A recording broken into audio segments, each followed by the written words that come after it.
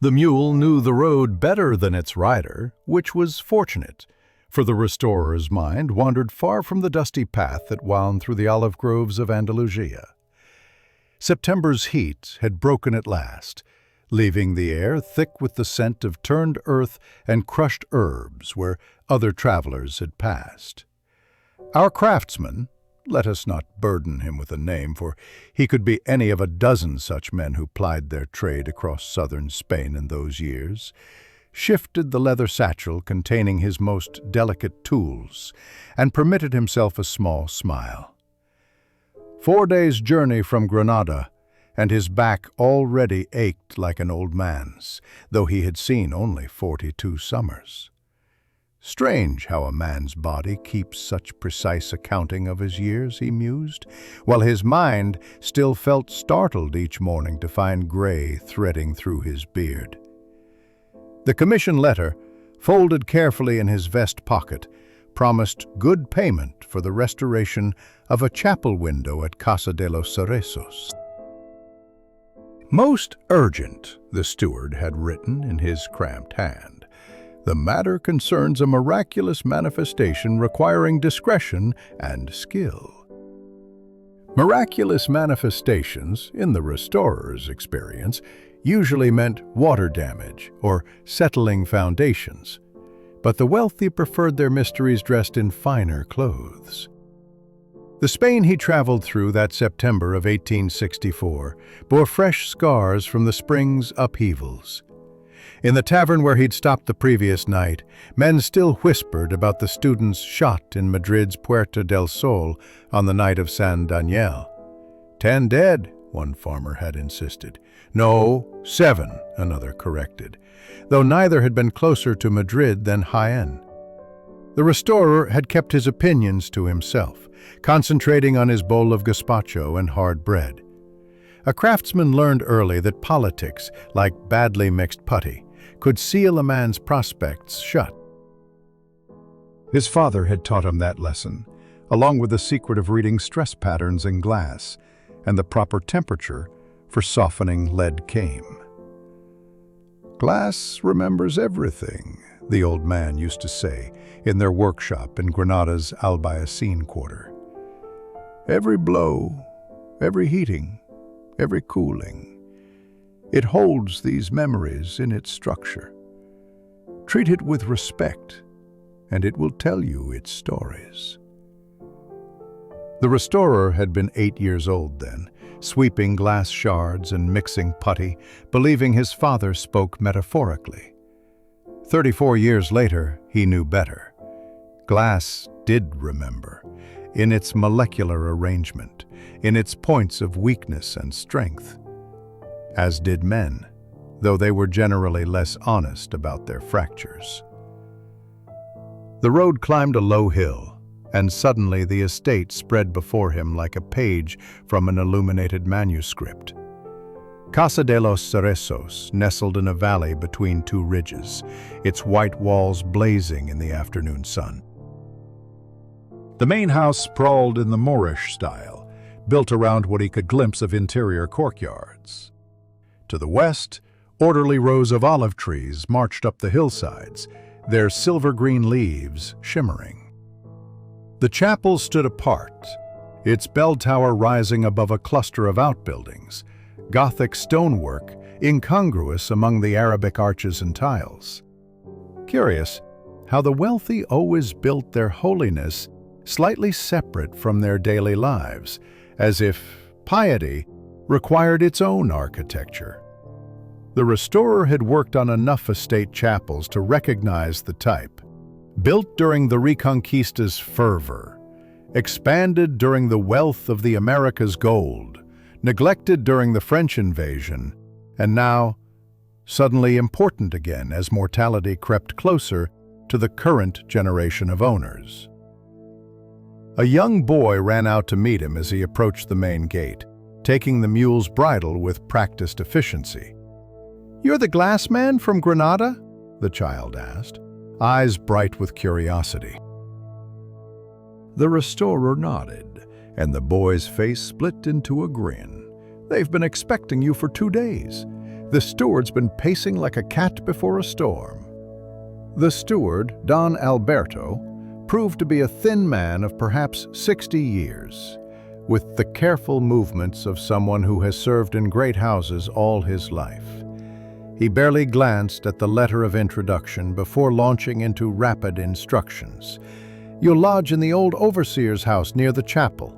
Meals with the upper servants.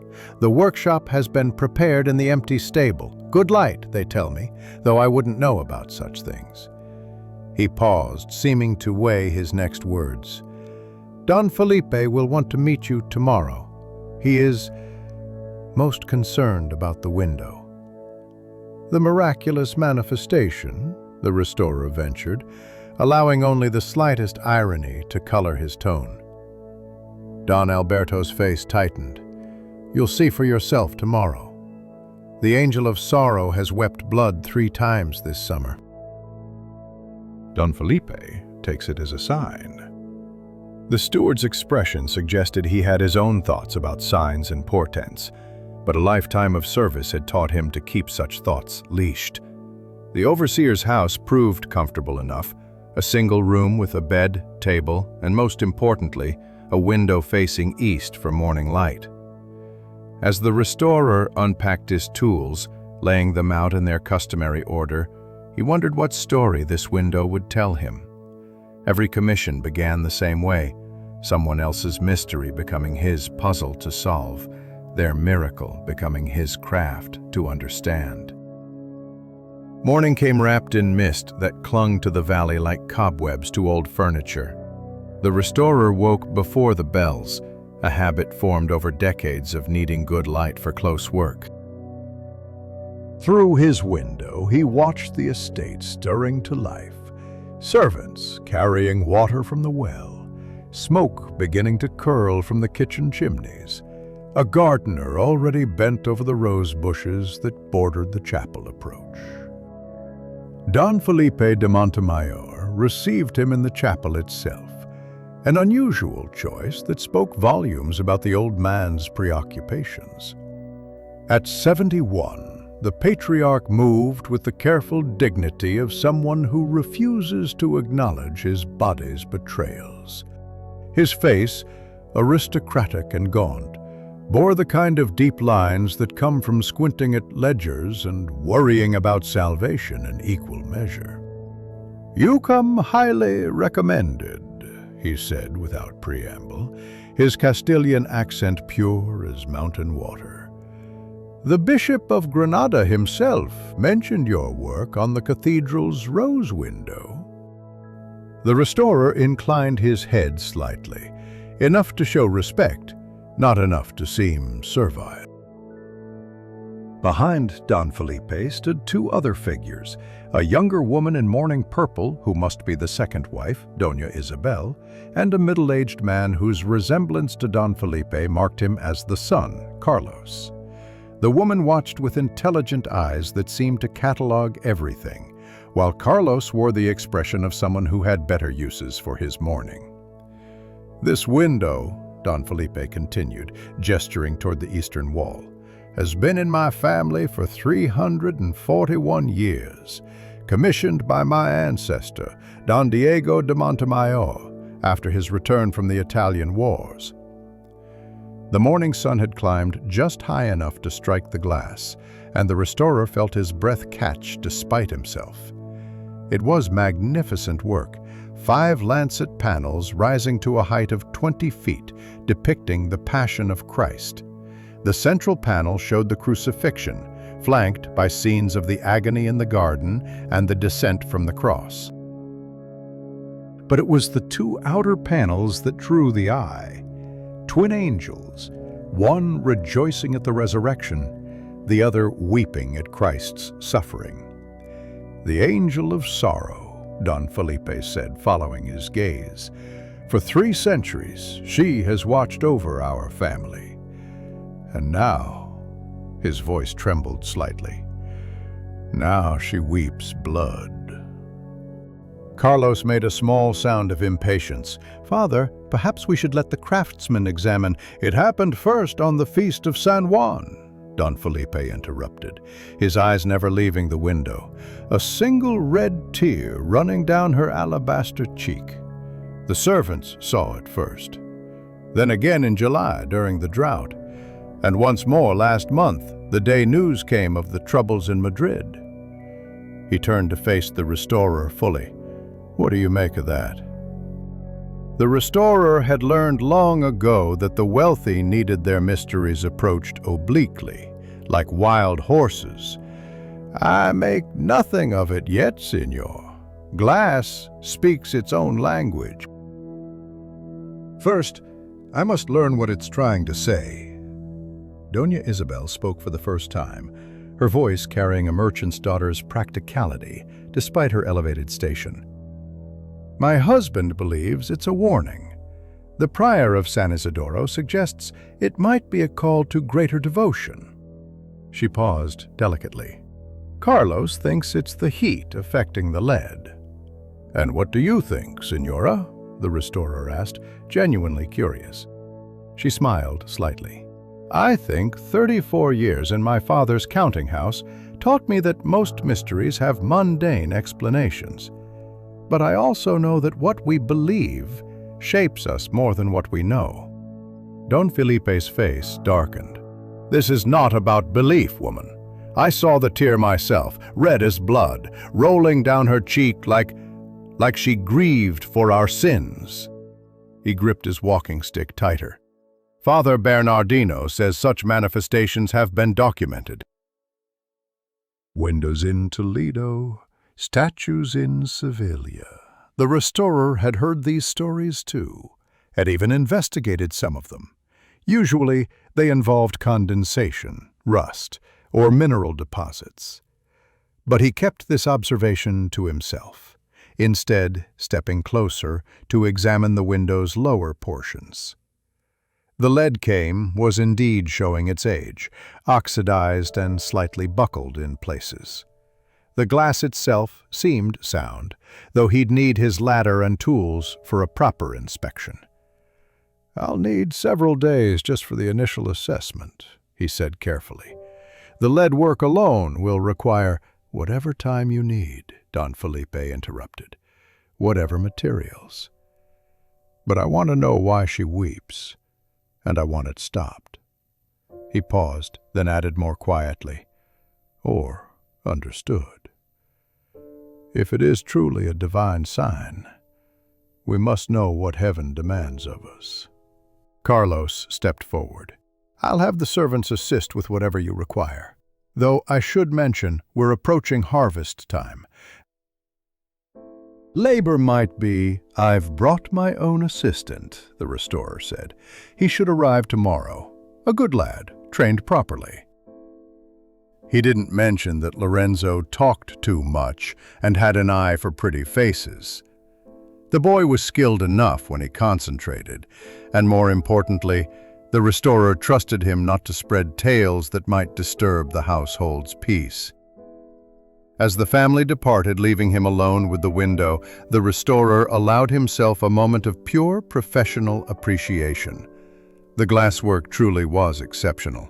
The angel's face had been crafted with a technique he'd rarely seen outside of the great cathedrals. The red glass of her robe seemed to pulse with internal light, while her wings contained at least 7 different shades of white and pearl glass, creating an effect of layered feathers that seemed ready to rustle in the slightest breeze. But there, just above the angel's left cheek, something caught his eye. A slight discoloration in the pale pink glass of her face, barely visible unless you knew where to look. He pulled out his notebook and began to sketch, already composing mental lists of what he'd need to investigate properly. Whatever was causing this angel to weep, he suspected the answer lay not in heaven, but in the patient accumulation of time, weather, and human intervention. The old stable had good bones, the restorer decided, running his hand along the stone walls that still held the morning's coolness despite the climbing sun.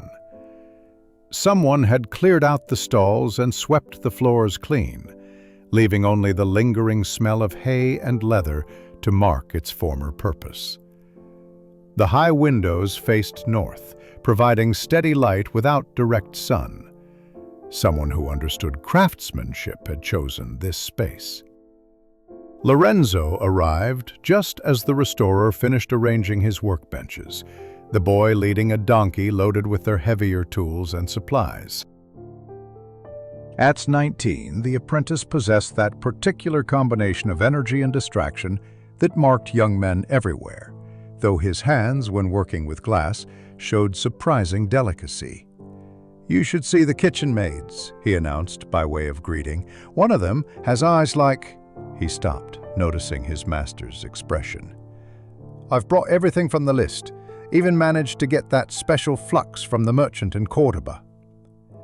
Together they unloaded the supplies. Lead came in various widths, coils of copper wire, soldering irons, different grades of putty, and most precious of all, sheets of replacement glass wrapped in soft cloth. The restorer had learned to travel with his own materials. Too many commissions had been delayed by inferior local supplies or unscrupulous merchants trying to pass off modern glass as properly aged stock. Over the next 3 days, they documented every panel of the great window with mathematical precision. The restorer taught by example rather than lecture, showing Lorenzo how to measure not just dimensions, but also the subtle bow of pressure, the angle of stress cracks, the pattern of oxidation on the lead. "See here," he said on the third morning, pointing to a joint near the angel's face. "This has been resoldered, recently, within the last 5 years. But whoever did it used a different lead mixture, probably more tin, less silver." Lorenzo squinted at the joint. Why would someone repair just that one spot? It was a good question, and the restorer had been pondering it himself.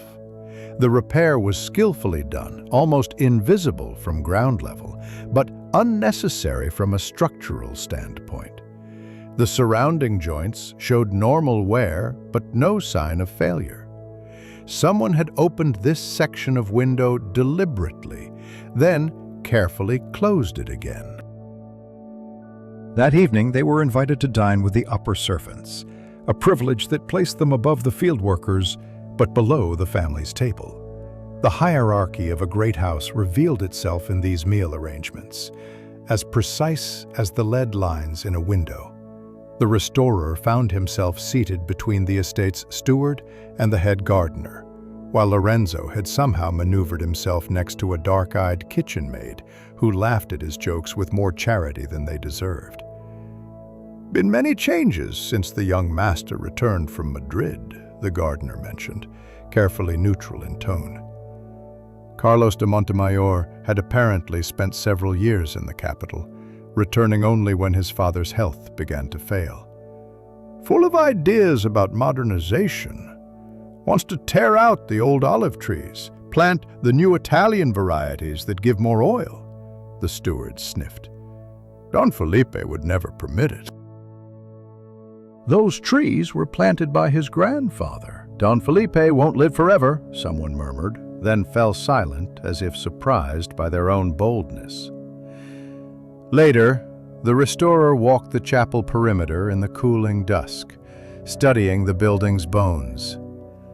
The roof showed patches of different aged tiles, suggesting multiple repairs over the centuries. Above the angel window, he noticed something that made him pause. A line of discoloration on the tiles, as if water had run consistently down one path. He made a mental note to examine the roof more closely. That night, unable to sleep, he lit a candle and studied his sketches of the window. The red glass in the angel's robe had an unusual quality, not the pure ruby red of most sacred windows, but something deeper, with swirls of darker color like blood settling in water. Medieval glassmakers sometimes achieved such effects by accident, when their furnaces ran too hot or cold, or when impurities in the sand created unexpected reactions. But this seemed deliberate, artistic. The next morning brought an unexpected visitor to the workshop. Father Bernardino arrived just after dawn prayers, his Benedictine robes still damp with dew from the walk from San Isidoro. At 58, the prior moved with the measured pace of someone who had learned that rushing rarely improved outcomes. "I wanted to see the craftsman who would dare to touch our miracle," he said, though his tone held more curiosity than threat. The restorer showed him their documentation, explaining the patterns of wear they'd discovered. The prior listened attentively, asking surprisingly technical questions about glass composition and thermal expansion. "You know something of the craft, Father?" "My younger brother was a glazier in Toledo before I took orders," the prior admitted. "I spent many childhood hours in his workshop, though my hands were never steady enough for the work." He studied the sketches of the angel's face. "Have you formed any theories about the tears?" The restorer chose his words carefully. "Several possibilities present themselves, but I prefer to gather all evidence before drawing conclusions." Father Bernardino smiled slightly. "A scientific approach. Some would say miracles don't submit to science." "Perhaps not," the restorer agreed. "But glass does. And whatever else this might be, it begins with glass." The prior departed with a thoughtful expression, leaving the restorer to ponder the various interests circling this window like moths around a flame.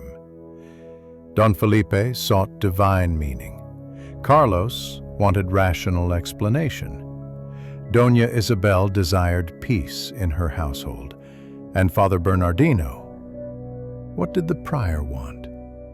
The restorer had learned to read men's faces as carefully as he read stress patterns in glass. And the prior's face had shown something unexpected when examining those sketches, not surprise, but recognition. Doña Isabel found him on the scaffolding just as the noon bells rang, her purple silk rustling against the chapel's stone floor far below. The restorer had been examining the red glass above the angel's cheek with his magnifying lens, and her voice startled him enough that he nearly dropped the precious instrument. "I apologize for the interruption," she called up, "but I prefer conversations without an audience, and you seem to be a man who values directness." He descended carefully, aware of his dusty work clothes against her immaculate appearance. At 34, the second wife of Don Felipe possessed that particular beauty that comes from intelligence rather than mere features. Her face might be forgotten in a crowd, but her eyes missed nothing.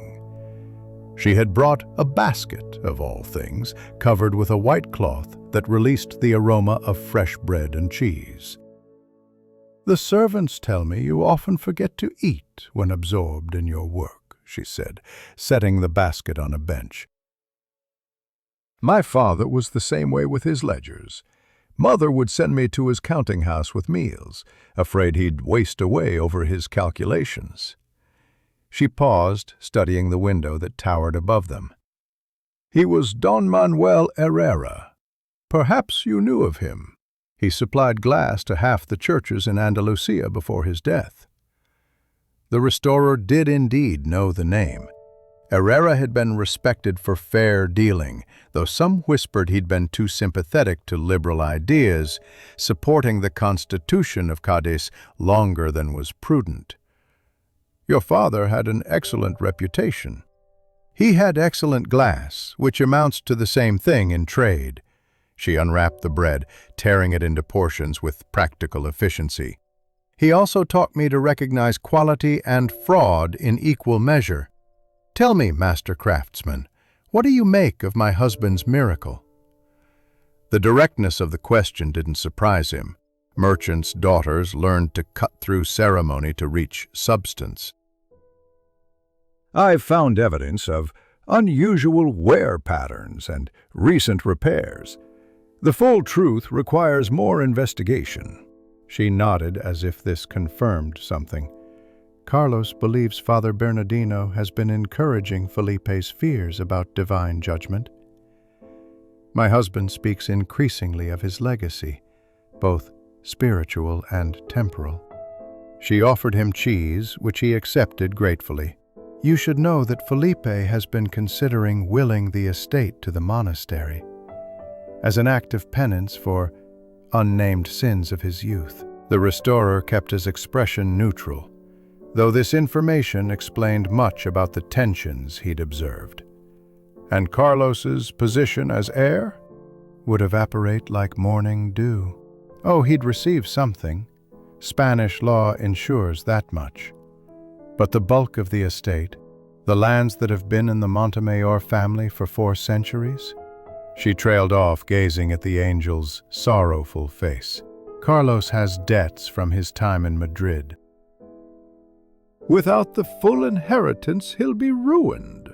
Lorenzo chose that moment to burst through the chapel doors, his usual exuberance dampened by the presence of the lady. "Master, that glass merchant from Cordoba is here. Says he has sheets of genuine 15th century red glass, perfect for our needs." The boy's skepticism showed plainly in his tone. The merchant proved to be a round man named Domingo, whose samples were wrapped in far too much ceremony for their actual quality. The restorer held each piece to the light, noting the too uniform color, the lack of proper aging patterns, the suspicious perfection of modern manufacturing. "This glass was made in Barcelona last year," he said mildly. "The furnace marks are distinctive." Domingo's protestations of innocence were theatrical enough to be entertaining. "Señor, you wound me." "This glass came from a monastery demolished by the French. Then the French possessed remarkable foresight, destroying buildings with glass that wouldn't be manufactured for another 50 years. The restorer handed back the samples. "I'll pay fair price for modern glass if I need it, but not ancient prices for new goods." After the merchant departed, muttering about craftsmen who thought themselves too clever, Doña Isabel laughed, a surprising sound in the solemn chapel. My father would have enjoyed that. He despised merchants who confused storytelling with commerce. That evening, the restorer climbed to the chapel roof as sunset painted the valley gold. The tiles were warm beneath his hands as he traced the water stains he'd noticed earlier.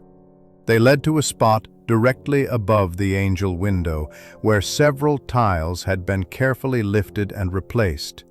Beneath them, hidden from casual observation, he discovered a small, lead-lined channel, no wider than his thumb.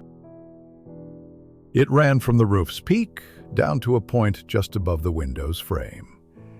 More interesting still was the faint residue of rust inside the channel, the same color as dried blood. He sat back on his heels, pieces of the puzzle beginning to form a pattern. Someone had created a mechanism for delivering water, rust-tainted water, to a specific point above the window. But how did it reach the angel's face? And more importantly, who had built this careful deception? Back in his workshop, he found Lorenzo attempting to entertain the kitchen maid Maria with exaggerated tales of their adventures in Granada. The girl, to her credit, seemed more amused by Lorenzo's dramatics than impressed by them. She had an intelligent face and quick hands, reminding him of his own daughter at that age, before the fever took her and his wife both, leaving him with only his craft for company. "Maria knows everyone in the household," Lorenzo announced proudly. She's been here since she was 12. The girl blushed, but didn't deny it. My mother was cook before me. This house keeps its people, for good or ill.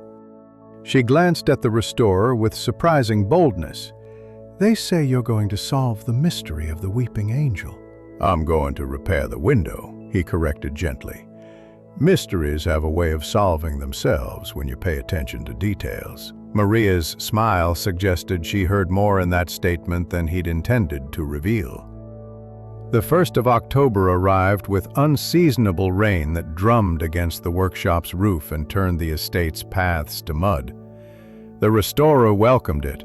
Rain would test his theory about the channel he'd discovered, though he'd need to wait for specific conditions to observe the full mechanism. The household, meanwhile, buzzed with preparations for the feast of San Francisco, Don Felipe's patron saint, which would bring guests from across the province. Lorenzo had been assigned to help polish the chapel's silver, a task that put him in proximity to Maria, and therefore rendered him almost useless for actual work. The restorer didn't mind. The boy's distraction gave him freedom to pursue a delicate investigation. He'd fashioned a thin probe from copper wire, perfect for exploring the hidden cavity he detected behind the angel panel's frame. The space was larger than expected. Someone had carefully chiseled out a hollow in the stone, perhaps 3 fingers deep and running the full height of the panel. More telling were the mineral deposits inside, layers of rust and limestone that spoke of water passing through over many seasons. At the bottom of the cavity, his probe found something else, a small lead pipe, no thicker than a quill, running down into the wall itself. Curious about the wall's interior architecture, he sought out the estate's oldest servant, a man called Tomas, who'd worked as a stonemason before his joints stiffened with age. "That wall?" Tomas scratched his white beard. "My grandfather helped rebuild it after the earthquake of 1755. Said they found Roman pipes inside from when this was a villa. Most were sealed, but Don Felipe's grandfather, the one who fought with Wellington, he had some strange ideas about water flow and buildings breathing." Strange ideas indeed. The restorer was beginning to appreciate the ingenuity involved. Someone had connected the roof channel to these old pipes, creating a hidden pathway for water to travel. But the final step, how the water reached the angel's face, still eluded him. The feast day brought unexpected revelations. Father Bernardino arrived early to celebrate Mass, accompanied by 2 younger monks who gazed at the window with obvious awe. During the service, the restorer positioned himself where he could observe both the window and the congregation. Don Felipe knelt in the front pew, his fervor almost painful to witness. Carlos stood rather than knelt, his jaw tight with barely concealed impatience. Doña Isabel maintained perfect composure, though the restorer noticed her eyes rarely left her husband's face. After Mass, while the family received guests in the main house, the restorer remained in the chapel with his sketches. The morning sun had reached the perfect angle to illuminate the red glass, and suddenly he saw it. A hairline crack in the pink glass of the angel's cheek, so fine it was virtually invisible, except when light struck it directly. The crack ran from just below the eye to the curve of the cheek, following the exact path the tears allegedly took. But a crack alone wouldn't produce tears. There had to be pressure, carefully controlled pressure, to force water through such a tiny opening. He thought of the thermal expansion principles he'd studied in Barcelona years ago, when a progressive architect had lectured on the problems of iron and glass in modern buildings. Heat would cause air in the cavity to expand, creating pressure. If water had collected in the upper portion of the cavity, that pressure could force a single drop through the crack at precisely the right moment. That evening, Maria brought his supper to the workshop, lingering despite propriety. "You missed quite a scene at dinner," she said, arranging the dishes with unnecessary precision. "Don Carlos and Father Bernardino argued about the estate's future. Voices were raised." The restorer continued cleaning his tools, inviting confidence through silence. Maria needed little encouragement. "The prior suggested Don Felipe's soul would benefit from an act of supreme charity. Don Carlos said charity begins with family. Then Doña Isabel—" She paused, clearly savoring the drama.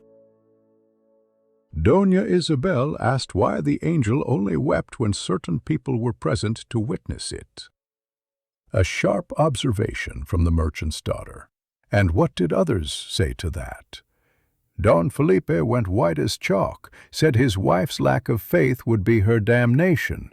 She apologized, but—" Maria shrugged eloquently. "She notices things, that one. Like how Father Bernardino always positions himself just so during his visits, where he can see both the window and Don Felipe's face." After Maria left, the restorer sat in the darkening workshop, piecing together the timeline. The angel had wept 3 times, during the feast of San Juan, mid-morning, when summer's sun would heat the eastern wall; in July, during the drought, the hottest part of summer, maximum thermal expansion; and in August when news came from Madrid, another hot day, and significantly a day when Father Bernardino had been visiting. Someone was managing this miracle with the patience of a chess player, moving pieces slowly toward an inevitable conclusion. The question was whether that someone acted alone or with accomplices. The recent solder work suggested Carlos might know more than he admitted. But Carlos seemed to oppose his father's religious fervor, not encourage it. Unless— The restorer pulled out his notebook and began sketching diagrams, not of glass this time, but of human relationships and motivations. Don Felipe, terrified of judgment, seeking salvation through grand gestures. Carlos, desperate for his inheritance, watching it potentially slip away. Father Bernardino, representing an institution that had lost much of its property in recent decades, seeing an opportunity to regain wealth. And Doña Isabel, caught between them all, trying to protect what? Her position? Her husband's dignity? Or something else entirely? Outside, October wind rattled the workshop windows, and the restorer permitted himself a rare moment of melancholy. Once, he too had been part of such family dramas, before loss simplified his life to just himself and his craft. Perhaps that's why he could see these patterns clearly. He stood outside them, like a man examining a window's structure from scaffolding, able to perceive the whole design where those inside saw only individual pieces of colored glass. The 8th of October dawned clear and cold, perfect conditions for what the restorer had planned. He'd sent Lorenzo to Cordoba for supplies, a transparent excuse that the boy accepted with enthusiasm, given that Maria had mentioned a cousin who worked in the market there. Alone in the workshop, the restorer assembled his experimental apparatus: a glass tube, a small bellows, tinted water, and most importantly, a piece of the same pink glass he'd found in the angel's cheek, complete with an artificial crack he'd induced through careful temperature manipulation. The principle was elegantly simple once understood. He filled the tube with rust-tinted water, sealed one end, and applied gentle heat to create pressure. At precisely the right temperature, warmer than morning but cooler than midday, a single droplet forced its way through the crack, rolling down the glass face exactly as a tear would travel. He repeated the experiment 3 times, each successful, each producing that distinctive red trail that would appear miraculous to anyone unaware of the mechanism. But knowing how something worked and proving who had orchestrated it were different challenges entirely. That afternoon, while the household rested during the heat, he climbed again to the roof. This time he brought tools and carefully removed several tiles near the channel. What he found confirmed his suspicions. Fresh mortar, applied within the last year, and beneath it, modifications to the original Roman pipes Tomas had mentioned. Someone had recently restored and improved this ancient system. The work was expertly done, too expert for an amateur. Whoever had modified these channels understood both masonry and hydraulics. The restorer made careful notes, then replaced the tiles exactly as he'd found them. As he descended the ladder, he noticed Carlos de Montemayor watching from an upper window of the main house. Their eyes met briefly before Carlos stepped back into shadow. That evening brought an unexpected summons. Don Felipe requested his presence in the library, a room the restorer had only glimpsed through doorways. It proved to be magnificent in its decay, leather-bound volumes climbing to the ceiling, their spines faded and crackling, furniture that had been fashionable in Charles III's time, and everywhere the sweet smell of old paper slowly returning to dust. "My grandfather collected these," Don Felipe said, gesturing at the books with his walking stick. "Treatises on everything from agriculture to theology. He believed knowledge was power." The old man's laugh was bitter. He never learned that knowledge without faith is merely vanity. The restorer remained silent, recognizing the preamble to something significant. Don Felipe moved to a shelf and pulled out a thin volume, its binding newer than the rest. Father Bernardino gave me this. Accounts of miraculous manifestations throughout Christendom. Weeping statues in Naples, bleeding crosses in Bavaria. Do you know what they all have in common? They occurred during times of crisis? They occurred to the faithful who needed them, Don Felipe corrected sharply. God sends signs to those who have eyes to see. He turned, fixing the restorer with eyes that held both desperation and cunning.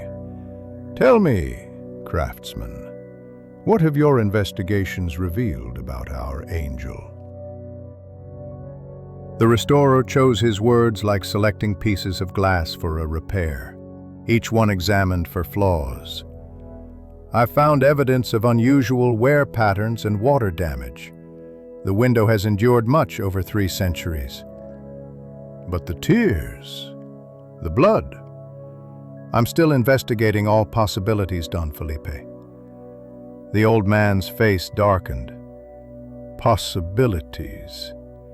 You sound like Carlos, always seeking earthly explanations for heavenly signs. He moved closer, close enough that the restorer could smell the medicinal herbs on his breath. I'm dying, craftsman. The physicians dance around it with their Latin phrases, but I know.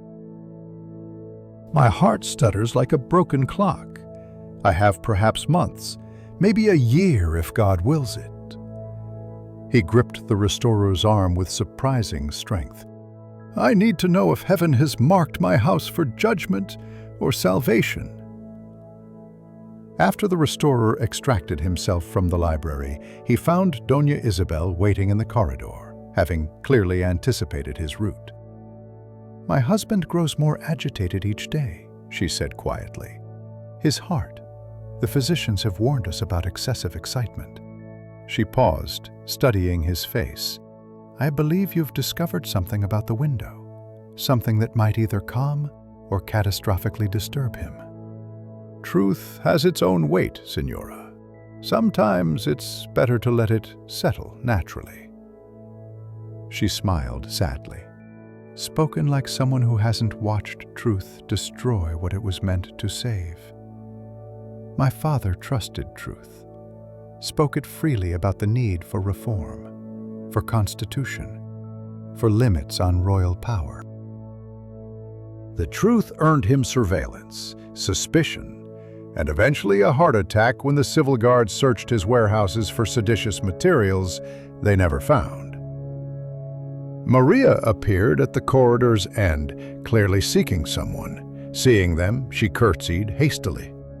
"Begging pardon, Signora, but there's a merchant at the kitchen door. Says he has urgent business with the glass master."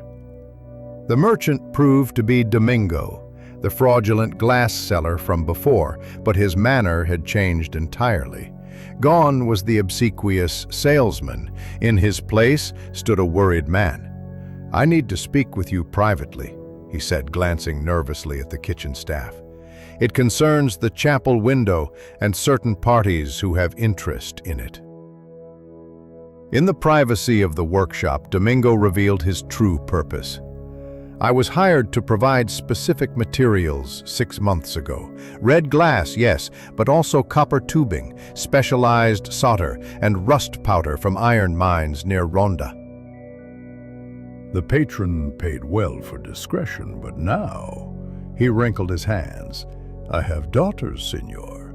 I can't afford to be caught in noble family disputes." "Who hired you?" Domingo shook his head. "The contact was indirect, through the monastery, but the specifications were precise. Someone who understood both glasswork and engineering." He pulled out a paper. These were the requirements. The restorer studied the list. Everything needed to create and maintain the Weeping Angel mechanism was there, laid out with professional precision. But one item stood out. A particular type of solder that only a trained glazier would know to request, the same unusual mixture he'd found in the recent repair work. The 16th of October brought news that changed everything. Don Felipe collapsed during morning prayers, his heart finally stuttering to a stop before resuming its uneven rhythm. The household transformed into barely controlled chaos.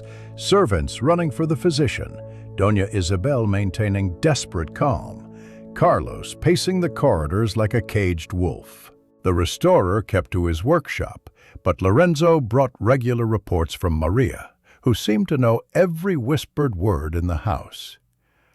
"The physician says he might not last the month," Lorenzo reported, his usual cheerfulness dampened. "And there's talk of lawyers coming from Cordoba. Something about the will." Indeed, 2 days later, a carriage arrived bearing Don Felipe's legal representatives. The restorer watched from his workshop window as they were ushered inside, their black coats and serious faces like ravens gathering for a feast. That afternoon, raised voices echoed from the library, Carlos's anger clearly audible even across the courtyard. Father Bernardino arrived that evening, his presence adding weight to an already tense atmosphere. The restorer observed him entering the chapel alone and decided to follow. He found the prior standing before the angel window, hands clasped behind his back, studying the glass with an expression of deep contemplation. "Magnificent work," the prior said without turning. "My brother would have appreciated the craftsmanship. He always said the best glass captured light and transformed it into prayer." "Your brother worked on windows like this?" He restored them, yes. Learned the trade in Toledo's cathedral workshops. Father Bernardino finally turned, his face unreadable in the chapel's shadows. He taught me enough to recognize quality and to understand how glass can be made to perform. The word choice was deliberate, provocative. The restorer recognized the gambit of someone testing how much another knew. Glass performs according to its nature and the conditions imposed upon it. Indeed, heat, pressure, carefully controlled circumstances. The prior moved closer. I assume you've discovered the mechanism by now. You're too skilled not to have found it. The directness surprised the restorer into equal candor. The roof channel, the Roman pipes, the cavity behind the frame, yes. Father Bernardino nodded slowly. Carlos showed remarkable ingenuity in its construction. He spent months perfecting it after returning from Madrid, convinced he could use his father's superstition to prevent the estate from being given to the church. The revelation reframed everything. Carlos built it to prevent the donation, not encourage it? Ironic, isn't it? He thought if he could control the miracle, he could control when it appeared or didn't appear. Make it weep when Father was considering the donation, then stop when Carlos convinced him it was a warning against giving away family patrimony. The prior's smile was rueful. But Carlos didn't account for one thing. I discovered his mechanism months ago. The restorer felt pieces clicking into place. You've been maintaining it, improving it, modifying it to serve its proper purpose. If Don Felipe believes heaven demands he donate the estate, who am I to contradict divine will? The prior's tone held no shame, only practical resignation. The church has lost so much in these modern times. One estate, freely given, could support our monastery for generations. And Carlos will receive what the law requires, a third of his father's movable goods, enough to pay his debts if he's careful. Father Bernardino moved toward the door, then paused. Don Felipe is dying. His soul needs the comfort of feeling he's made peace with God. The donation will give him that comfort. Is that not its own form of charity? That night, the restorer found himself unable to sleep, turning over the ethical maze in his mind. Carlos, desperate to preserve his inheritance, had created a false miracle. Father Bernardino, discovering the deception, had turned it to his own purposes. Don Felipe, dying and afraid, sought salvation through grand gestures. And Doña Isabel? What did she know? What did she want? The answer came unexpectedly the next morning. She appeared in his workshop carrying a leather portfolio, her face set with determination. I need your help, she said without preamble, not as a craftsman, but as someone who understands evidence and proof. She opened the portfolio, revealing documents that made the restorer's breath catch. Marriage contracts, property deeds, correspondence, all dating from 16 years ago. Don Felipe's first wife, Doña Isabel explained. She died when Carlos was 29, but before her death, she discovered something about her son that Don Felipe never knew. The documents told a sordid tale. Carlos had forged his father's signature on loans, using future inheritance as collateral. When his mother discovered it, she'd gathered evidence but died before revealing it. Whether from keeping the secret or planning to expose it, unclear. I found these hidden in her chambers, Doña Isabel continued. I've kept them safe, unsure what to do. But now, with Felipe dying and Carlos growing desperate, she met the restorer's eyes. Carlos cannot inherit this estate. He'll destroy it within 5 years, sell it piece by piece to cover debts he's still accumulating. Then you support the donation to the monastery? Her laugh was bitter. I support survival. If the estate goes to the church, I receive widow's portion, enough to live modestly. If Carlos inherits, he'll find ways to challenge my position, claim I influenced Felipe unduly. I've seen how he treats obstacles. The restorer studied the documents, noting the meticulous care with which they'd been preserved. Here was enough evidence to destroy Carlos's claim, but also to shatter Don Felipe's last days with knowledge of his son's betrayal. Truth, as Doña Isabel had said, could destroy what it meant to save. There is, he said slowly, another possibility.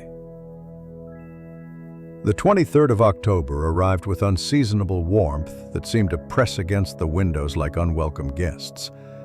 The restorer had spent the previous evening preparing his demonstration, arranging everything with the precision of a man setting a clock that must strike at exactly the right moment. Lorenzo, sensing the gravity of preparations, had for once kept his questions to himself, following instructions with unusual focus. Don Felipe had been carried to the chapel in a chair, too weak now to walk, but insisting on attending what the restorer had described as a revelation about the window. The old man's face had taken on the translucent quality of old parchment, but his eyes burned with desperate intensity. Carlos stood behind his father's chair, jaw clenched, while Doña Isabel positioned herself where she could watch both men. Father Bernardino had arrived last, his expression carefully neutral. "Before I begin," the restorer said, standing beside his makeshift demonstration table, "I should explain that windows, like all crafted things, tell multiple stories. There is the story intended by their creator, the story seen by those who view them, and the story of what they actually are." He had reconstructed a section of the angel's face using spare glass, complete with the hairline crack and the cavity behind. "Observe," he said, pouring rust-tinted water into the upper chamber. Then he applied heat from below using a spirit lamp. Within minutes, the expanding air forced a single red droplet through the crack. It rolled down the glass cheek exactly as they had all witnessed on the original window. Don Felipe made a sound like a wounded animal. Carlos stepped forward, face flushed. "This proves nothing. You've created a mechanism, but that doesn't mean—" "I've recreated a mechanism," the restorer corrected. "One that already exists in your chapel." He produced his sketches, the measurements, the evidence of recent solder work. Someone modified the window within the last year, connecting it to ancient Roman pipes in the walls and a collection channel on the roof. Father Bernardino spoke carefully. "You're suggesting someone deliberately created this illusion?" "I'm demonstrating how the angel weeps. The why and who remain to be discussed." The restorer turned to Carlos. "The solder used in the modifications has a particular composition: 70% lead, 20% tin, 10% silver. Unusual, expensive, and traceable. The merchant Domingo sold exactly this mixture to someone 6 months ago." Carlos's face had gone from red to white. "You can't possibly. The purchase was made through an intermediary at the monastery," the restorer continued, watching Father Bernardino now. "But the specifications required knowledge only a trained glazier would possess, or someone taught by a glazier. Perhaps someone whose brother worked in the Toledo Cathedral workshops? The prior's composure finally cracked. This is absurd speculation. Is it? Doña Isabel spoke for the first time, her voice cutting through the protests. Or is it the truth we've all been dancing around? Carlos, returning from Madrid with debts. Father Bernardino, watching the monastery's lands dwindle. Both of you circling my dying husband like vultures, each trying to use his faith against him. Don Felipe raised a trembling hand. Enough! His voice was barely a whisper, but it commanded silence. Carlos, my son, look at me. Carlos met his father's eyes with visible effort. In that moment, years of pretense crumbled. I only wanted to preserve what was ours, he said desperately. The estate, the family legacy. By deceiving me? By giving you what you wanted to see. Carlos's control shattered completely. You were so ready to believe in signs, in judgment. I thought if I could control them, I could guide your decisions, keep you from giving everything away in a fit of religious fervor. Don Felipe turned his ancient eyes to Father Bernardino. And you, Father, what was your role in this theater? The prior straightened, finding dignity even in exposure. I discovered the mechanism 3 months ago. I maintained it, modified it slightly. Your son built it to prevent donation. I ensured it encouraged it. The silence that followed was profound, broken only by Don Felipe's labored breathing. Finally, the old man spoke. So, the angel never wept for our sins. She wept because men made her weep, pulling hidden strings like puppet masters. The mechanism exists, the restorer said gently. But what it means, that remains yours to decide. Don Felipe looked at each face in turn. His desperate son, the calculating prior, his protective wife. All of you, surrounding me with manufactured miracles and hidden agendas. Only Isabel had the honesty to simply be what she appeared, a young wife trying to secure her future. He struggled to sit straighter. Master craftsman, can the window be repaired? The mechanism removed? Yes, I can restore it to its original state. Do so. As for the rest, Don Felipe closed his eyes. Carlos, you will receive your legal portion and not 1 coin more. The olive groves on the eastern slope, those you may have, to do with as you will. Father Bernardino, the monastery will receive its traditional tithe and a donation of 1,000 reales for masses for my soul. No more. And the estate itself? Doña Isabel asked quietly.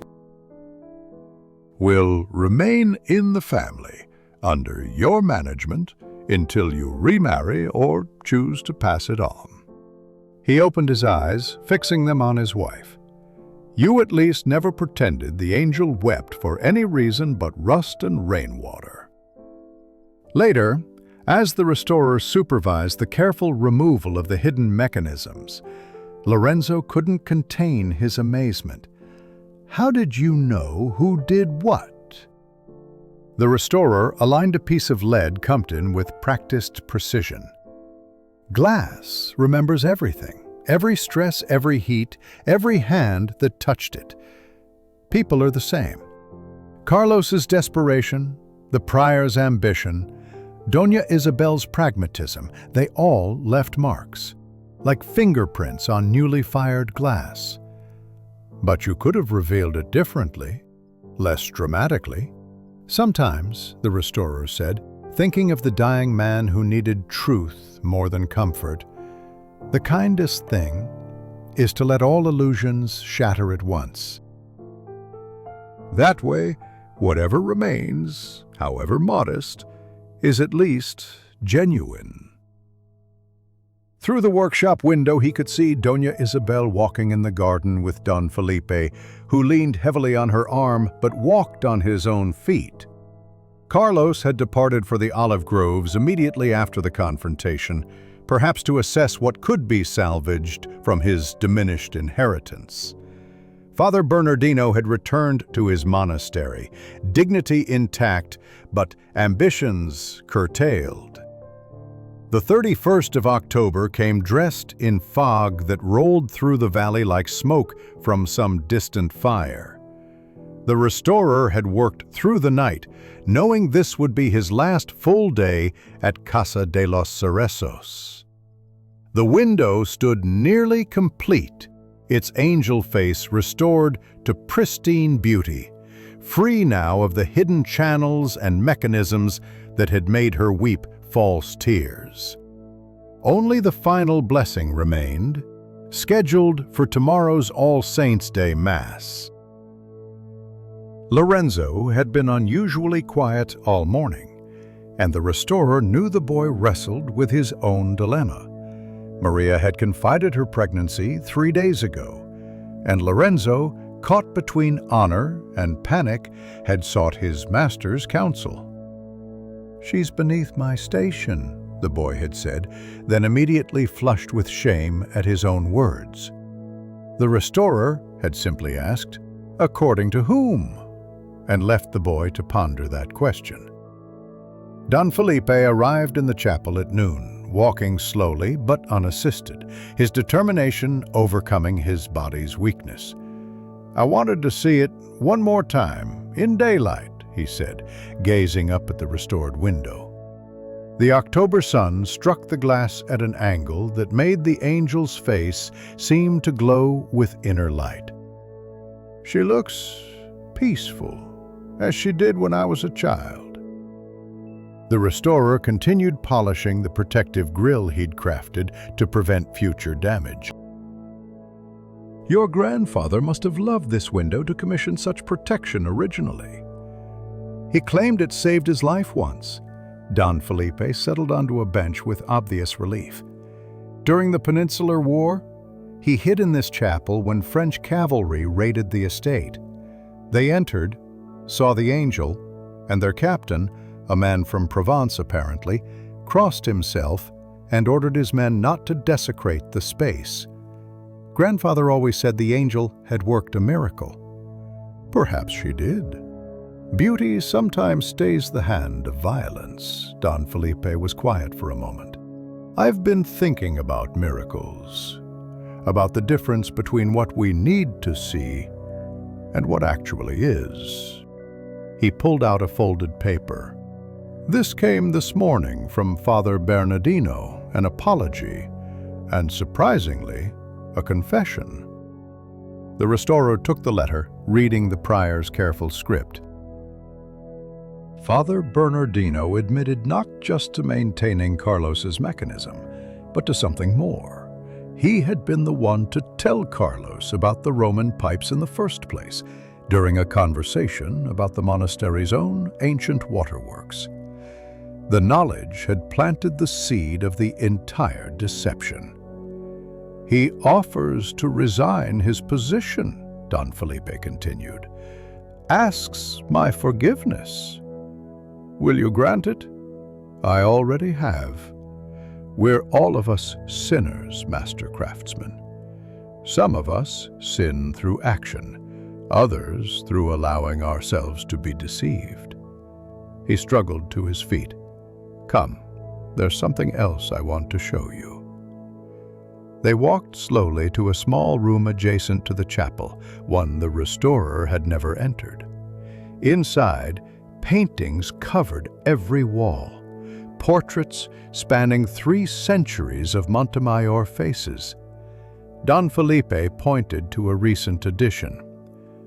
"My first wife, painted a year before her death."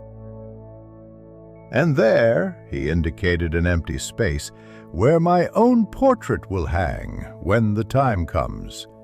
And Doña Isabel will choose her own place or not.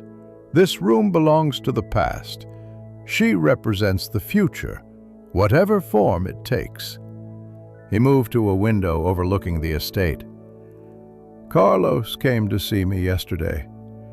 Brought architect's plans for the olive groves, new irrigation systems, mechanical presses, full of numbers and projections." A slight smile crossed his weathered face. He was so eager, so alive with purpose. Perhaps losing the whole estate will save him, force him to build something himself instead of simply inheriting it. That afternoon brought unexpected visitors. Domingo arrived with a final delivery of lead cane, accompanied by another merchant, his brother, it emerged, who dealt in religious artifacts. "We heard about the window's restoration," the brother said carefully. There are collectors in Madrid who would pay handsomely for pieces of original 16th century glass, if any needed replacement. The restorer showed them to the workshop where a few damaged pieces lay carefully wrapped. These fragments were too fractured to repair, but I should mention, he held up one piece to the light, revealing its deep red color, they're from sections that witnessed every prayer, every wedding, every funeral for 300 years. Some would say that makes them sacred. Others might say it makes them merely old glass. The merchants exchanged glances. Finally, Domingo spoke. "What would you say?" "I'd say that value, like miracles, exists primarily in the observer's eye. These fragments are worth whatever someone believes them to be worth." After they departed, having paid a surprising sum for the broken pieces, the restorer found Maria and Lorenzo in the garden, standing awkwardly apart despite their obvious desire to be closer. The boy held a small wooden box, his hands trembling slightly. "It's not much," Lorenzo was saying. "Just a ring my mother left me. But if you'd accept it." Maria looked at the simple silver band, then at Lorenzo's anxious face. "You know what people will say.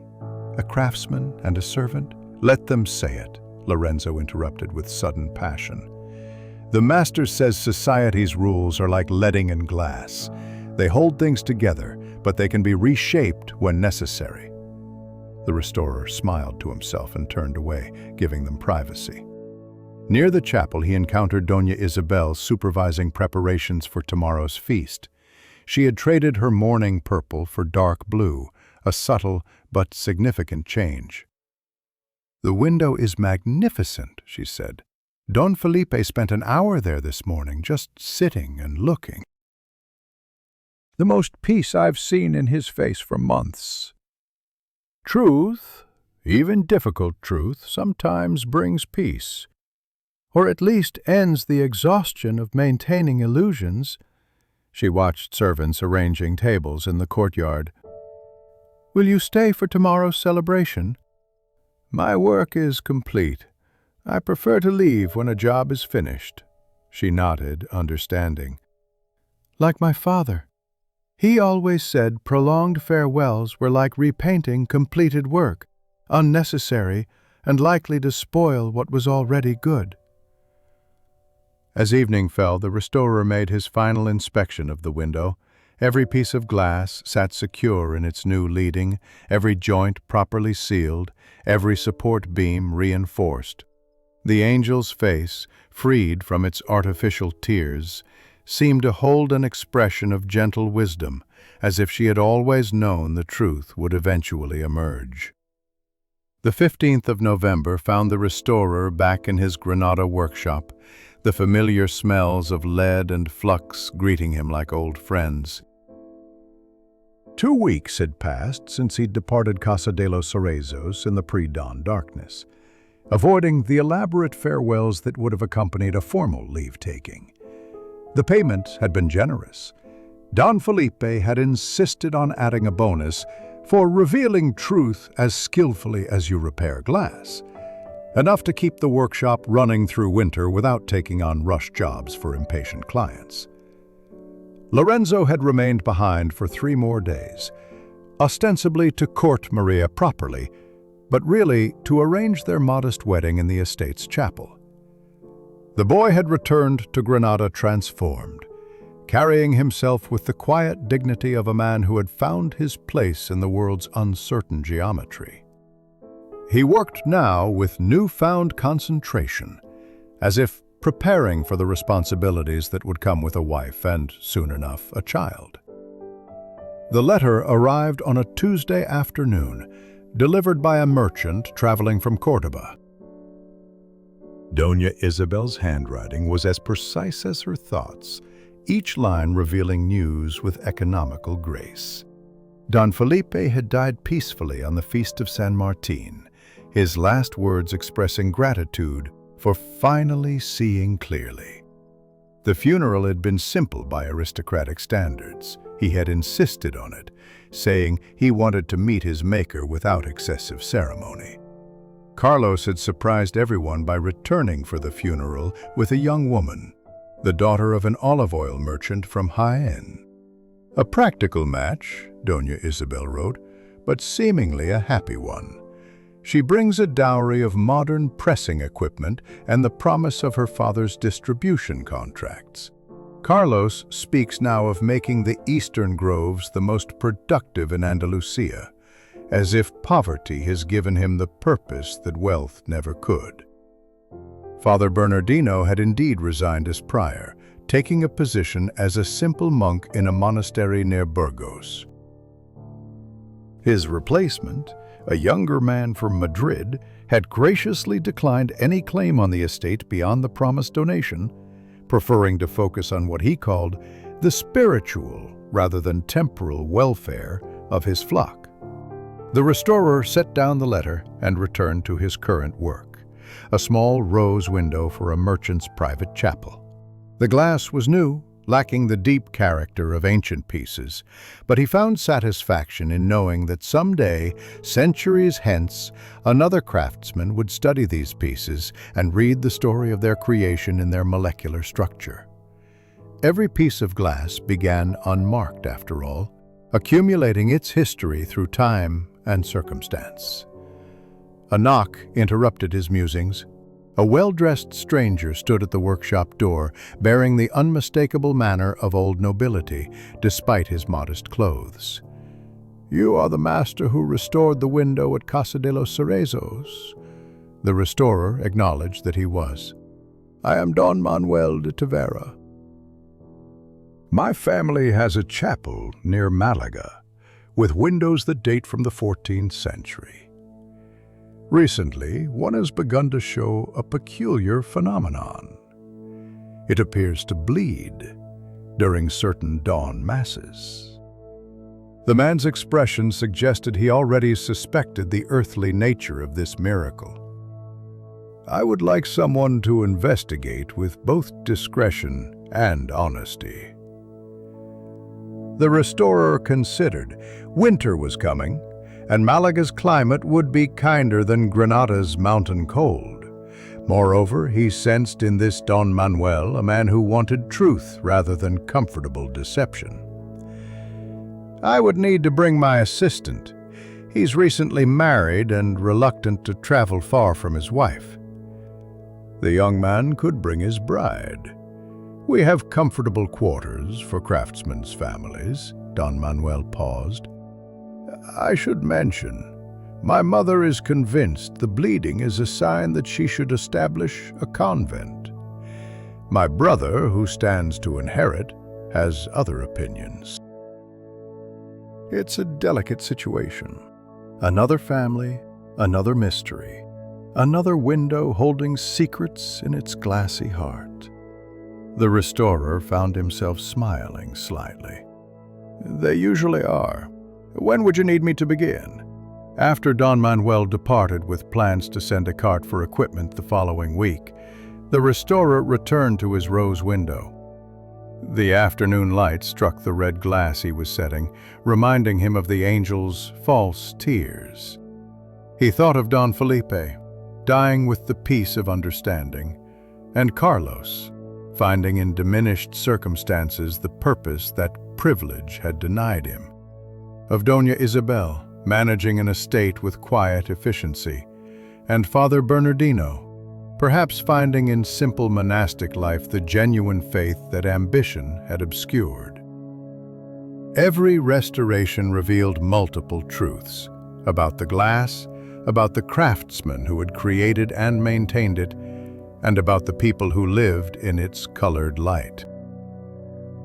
The angel at Casa de los Cerezos had wept false tears, but she had also stood witness to true grief, joy, love, and loss for 3 centuries. In the end, both realities mattered. Lorenzo entered the workshop, humming tunelessly, a new habit since his marriage. "Maria sends her regards," he said, producing a cloth bundle, "and bread. She insists you don't eat properly when left alone." The restorer accepted the still warm bread gratefully. Maria had sent similar packages twice weekly since their return, a kindness that touched him more than he would admit. "How does married life suit you?" "Like a well-fitted lead came," Lorenzo replied, grinning at his own analogy. "It holds everything in place while still allowing for necessary flexibility." He grew more serious. "She makes me want to be better at my craft, to build something worth passing on."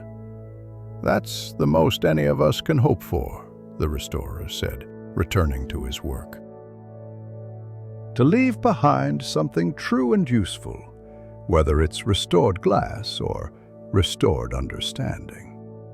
Outside, November rain began to fall on Granada's ancient streets, running down windows and walls like tears, but honest tears, meaning nothing more than weather and season and the endless cycle of water from sky to earth and back again.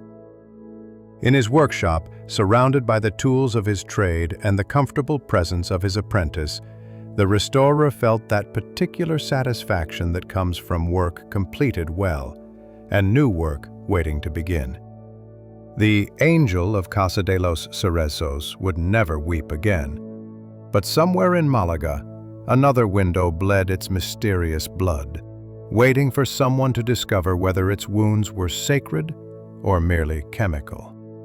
And he would go, as craftsmen had always gone, carrying knowledge and tools and the patient understanding that truth, like good glasswork, revealed itself slowly to those who knew how to look. The rain intensified, drumming on the workshop roof with a sound like applause or prayer. It was difficult to say which, and perhaps it didn't matter.